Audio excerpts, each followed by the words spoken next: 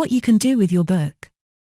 You present me with a gift bag as if legions of angels will descend, trumpeting your thoughtfulness in remembering my, insert celebratory event here. I'm gracious, of course. You shouldn't have. And I mean that. You shouldn't have. Because now you are stepping over the line. We are simply co-workers, mothers with children at the same school, neighbors with dogs, old friends from college, or spouses of old friends from college. Regardless, we are not on gift bagging terms. Especially the kind you immediately re-gift to other peripheral friends: scented candles, cheap chocolates, fuzzy socks, calendars, coffee mugs. You shouldn't have.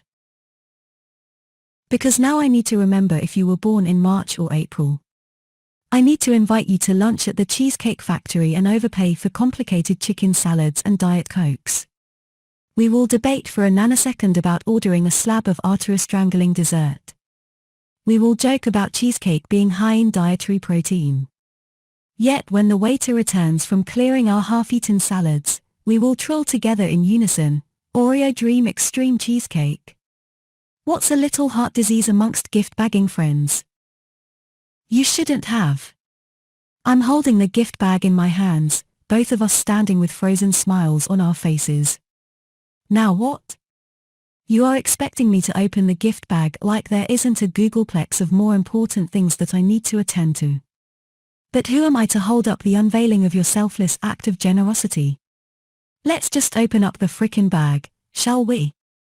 Since you coughed up $13.99 for one of Hallmark's finest, I take my time, appraising the bedazzled foil and colorful ribbons, as if it were the work of a 19th century post-impressionist. As expected, animal-related puns are splattered across the front, thinking of you. Feline fine. Let's go for a drink. Isn't that clever? We both agree that it is. Between forced chuckles, I wonder when we, as a society, quit taking the extra 4 minutes to thoughtfully wrap presents. At what point did we, collectively, agree that it was socially acceptable to shove gifts into a bag, not even bothering to remove the clear plastic hanging tag? And as a follow-up, what's the point of gift bags for wine? All questions for another day. It's time for me to cull through the vibrantly colored tissue paper, fuchsia, electric blue, chartreuse, and see what treasure there is for me at the bottom. Midway down, my fingers touch what you've selected. Good God, woman. What have you done? By the size and heft of your gift, it's clear that you've purchased me a book. On purpose. Let's get one thing clear, I like to pick out my own books. I have a stack of them by my bed that I'm never going to read, and now I have to add yours to the pile. To compound insult to injury, you're going to ask me about this book when I see you again. I use all of my remaining bandwidth to pull out this publication from your gift bag, read aloud the title like a sacred scroll, and then find some authentic way to say thank you for the worst present ever.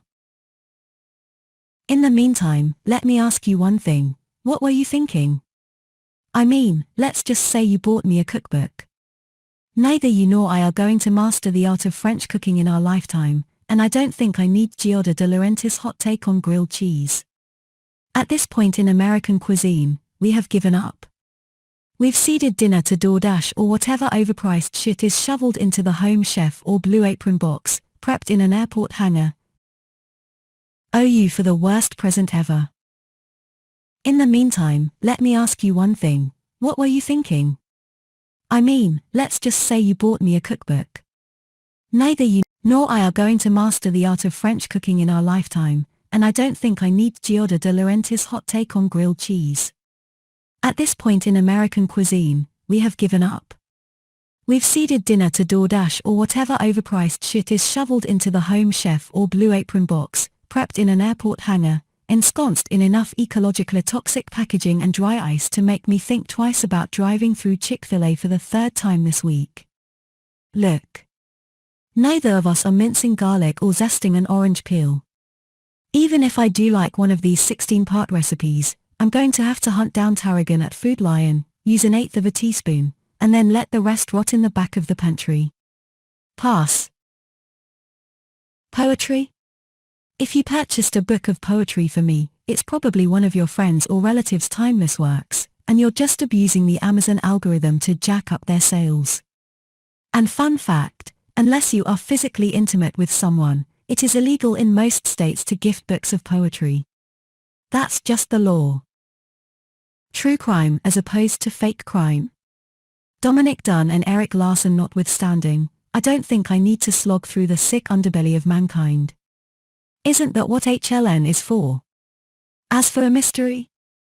At my age, most things are a mystery: the socio-political landscape, what's going on with my neck, my spouse, the viability of my career, my belief in God, what my children do on the internet, and my cat's ability to throw up exactly where I step.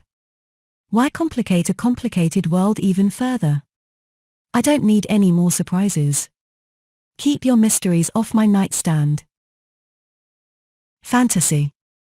OMG. If you bought me the first installment of any fantasy series, I will drive over to your house and burn it down.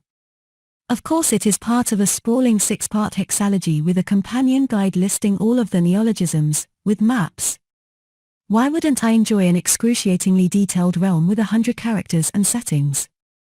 Although I appreciate the intensive world building some author has conjured up in his parents' basement, I'll wait until Netflix buys it, effectively ruining it as only Hollywood can do, by ensuring there is a video game tie-in and family-friendly plush toys. Science fiction. Reread the above. Romance. I mean, that is just cruel. You and I are far past the bodice-ripping stages in our lives. No one with abs is sneaking through our garden gate.